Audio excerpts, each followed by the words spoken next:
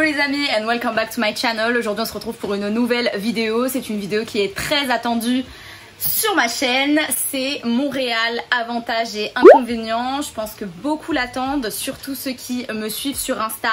Donc je vous mets mon Insta juste là, c'est vraiment là-bas que je suis la plus active, que je poste, que je fais des petites stories et que on se retrouve au quotidien. On va essayer de faire une vidéo pas trop longue.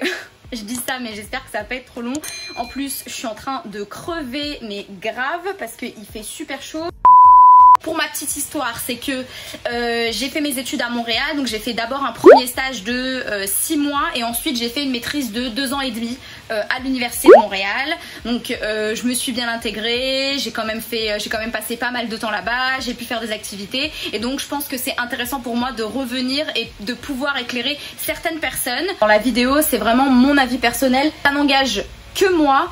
Et j'ai pas envie de me prendre des montagnes de méchants commentaires. Bref, donc première chose, on va commencer par les avantages. Donc les avantages, il y en a quand même pas mal. Même si je suis revenue en région parisienne, il y a quand même pas mal d'avantages à Montréal. Et la première chose que je peux vous dire, c'est que c'est la qualité de vie. La qualité de vie, elle est incroyable. C'est vraiment là-bas que tu vas kiffer. Pas de stress, pas de jugement, pas d'angoisse, la vie est chill. C'est vraiment un mot que les Québécois adorent. Vraiment, je suis totalement d'accord avec eux. Il n'y a pas trop de stress. Tout le monde s'en fout, chacun fait sa vie. C'est très individualiste. Après, dans l'individualisme, ça veut pas dire que chacun pour sa gueule dans le sens où je vais pas t'aider. Par exemple, une mise en situation. Ici à Paris, si tu demandes ton chemin, la plupart du temps tu vas te faire recaler parce que les gens n'ont pas le temps ou ils ne vont pas prendre le temps pour toi. Alors que si t'es là-bas, t'es perdu, je t'assure que les gens vont voir tout de suite que t'es perdu et sans même que tu leur demandes, ils vont venir t'aider. Pareil, tout ce qui est administration, service client, tu vas être choqué si tu viens de France versus que tu vas au Québec et surtout à Montréal parce que c'est vraiment la ville dont je peux vous parler. Ça n'a absolument rien à voir. Les gens sont patients au téléphone, ils vont pas t'envoyer balader, ils vont prendre le temps. L'administration, c'est hyper easy là-bas aussi. Tout est automatisé. Moi franchement pour la qualité de vie je recommande vraiment cette ville. C'est vraiment une ville cosmopolite, tu vas vraiment y retrouver, putain je suis en sueur, tu vas vraiment y retrouver toutes les cultures, toutes les origines et ça c'est vraiment le charme de Montréal. Deuxième avantage, je dirais donc le coût de la vie. Pour moi il m'a semblé que c'était moins cher de vivre à Montréal, ne serait-ce qu'avec le prix des loyers, les investissements immobiliers, ça reste quand même moins cher si je compare à la France parce que c'est vraiment ce sur quoi je peux comparer.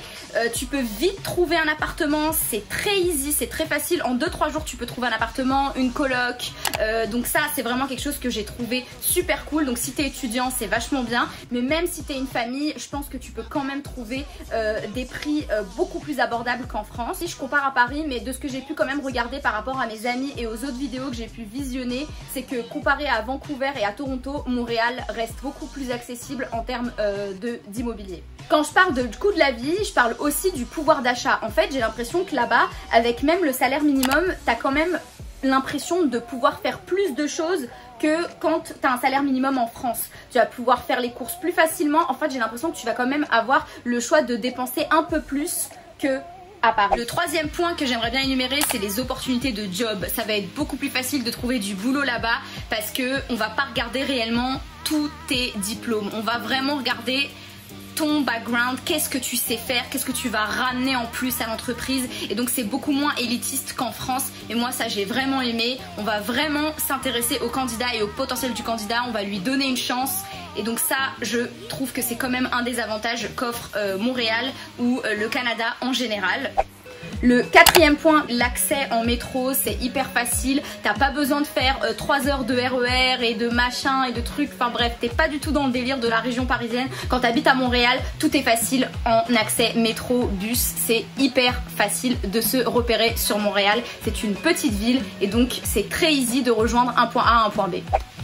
Un des derniers points des avantages à Montréal, c'est vraiment les activités. Vous allez kiffer, que ça soit en été ou en hiver, il y a toujours des activités. Quand t'es en hiver, il y a même des festivals comme Igloo Fest, ou alors quand t'es en été, il y a le grand festival de jazz.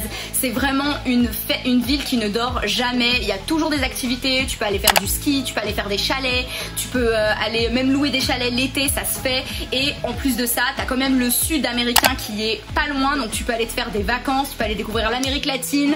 Et donc ça, c'est vraiment le truc le plus cool, je pense, quand tu habites à Montréal. Une dernière particularité que j'ai adorée, c'est que les gyms là-bas, t'en trouves pas mal qui sont 24/24, donc c'est super cool. Tu n'as pas à te prendre la tête avec ton emploi du temps. Je trouvais que c'était vraiment un gros bon plan, mais je ne vais pas vous en dire plus parce que je ferai une vidéo là-dessus. Donc mes bons plans à Montréal, les bonnes adresses, ça je vous en ferai une vidéo. On peut donc passer aux inconvénients à Montréal. Et donc là, je sais que tous mes amis qui vont regarder la vidéo se doutent, et je pense que même les gens qui ne sont pas mes amis se doutent aussi de ce dont quoi je vais parler. C'est le climat. Vraiment, oh mon dieu, ma phobie. Vraiment les gars, l'hiver, c'est horrible. Parce que vraiment, ça dure longtemps. Et même s'il fait pas froid tout l'hiver, c'est-à-dire que les températures extrêmes se retrouvent souvent au mois de janvier-février, surtout au mois de février, et ben c'est quand même long et ça pèse sur le moral. Au-delà de porter des gants, des bottes et des manteaux et que c'est lourd et que c'est pas évident pour se trimballer, il faut déneiger, il faut accepter de vivre en ville souterraine. Tout y est aménagé, ça c'est vrai. Il fait nuit très vite. C'est un peu pesant sur le moral et au final ça dure quand même pas mal de temps durant l'année. Et puis franchement, je sais peut-être que je vais me faire taper sur les doigts, mais honnêtement l'été, oui il est cool parce qu'il y a énormément d'activités, mais vraiment ce que j'ai pas du tout kiffé, c'est que l'été c'est hyper humide, il fait super chaud, tu fais 2 mètres, t'es en transpiration, et donc ça j'ai pas trop kiffé.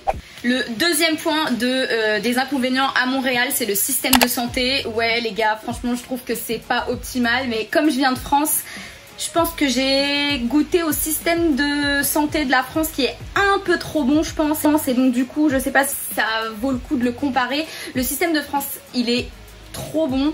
Et au Canada en fait j'ai trouvé que c'était trop long pour prendre des rendez-vous, qu'il y avait quand même pas mal de lacunes, mais comparé au système nord-américain comme les États-Unis, c'est vrai que le système canadien reste globalement correct. Troisième point donc de... Putain, à chaque fois que je fais ça j'ai l'impression de ressembler à celui qui fait dans Fort Boyard là. 3 clés. J'adore. Un tic. Bref.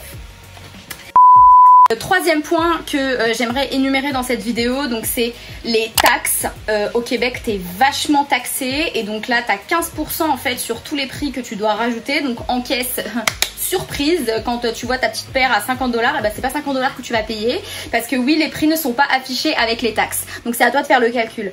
Quand tu vas sortir, il va falloir mettre donc plus 15%, et si tu vas au resto, il va falloir toujours quand même laisser un petit pourboire qui se situe entre 10 et 15% pour le serveur, et ça c'est plutôt obligatoire je dirais dans le système nord-américain, c'est comme ça, et donc je sais que ça choque beaucoup de Français mais c'est souvent comme ça, donc il faut s'y faire. Après pour moi ça a pas forcément été un inconvénient, mais c'est juste que globalement les gens le voient comme un inconvénient, donc je le mets dedans. Les forfaits téléphoniques, alors là mon dieu, si t'as l'habitude de dépenser 2€ pour avoir 50 Go, c'est pas du tout le cas, va falloir vraiment mettre la main au porte-monnaie, c'est pas du tout aussi accessible qu'en France.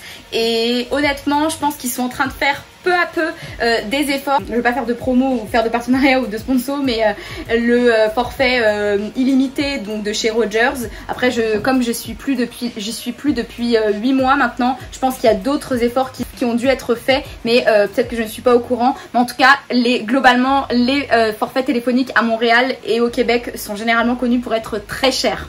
Pour ce qui est des derniers points de cette vidéo, j'aimerais plutôt parler donc du fait que tu es loin de tes proches. Donc ça reste quand même globalement un gros point noir, parce que si tu avais l'habitude d'être entouré de tes amis et de ta famille, bah, c'est complètement différent là, parce qu'il y a quand même un décalage horaire de 6 heures. Donc c'est pas toujours évident pour se joindre, et puis il faut quand même prendre un avion et avoir 6 heures d'avion pour rejoindre sa famille. Donc ça je dirais que c'était vraiment mon plus gros point noir. Famille, amis, ça me manquait trop. Dernier point que j'ai pas trop kiffé, c'est l'architecture. Je sais que je vais me faire tuer, mais effectivement je trouve que ça manque un peu de...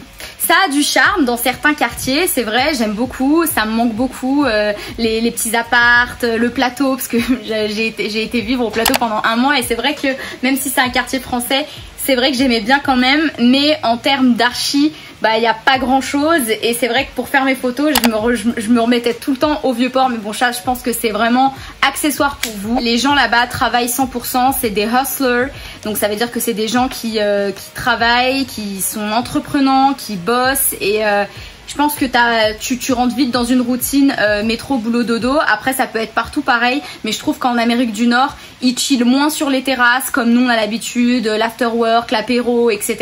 Et donc ça c'était un petit point de la vidéo que je voulais soulever. Voilà les amis, c'est tout pour moi, c'est la fin de cette vidéo, j'espère que ça vous aura plu. N'hésite pas à commenter si tu es déjà là à Montréal ou si tu y vas. Et puis si cette vidéo t'a plu, n'hésite pas à t'abonner. On se retrouve la semaine prochaine pour une nouvelle vidéo. Bye!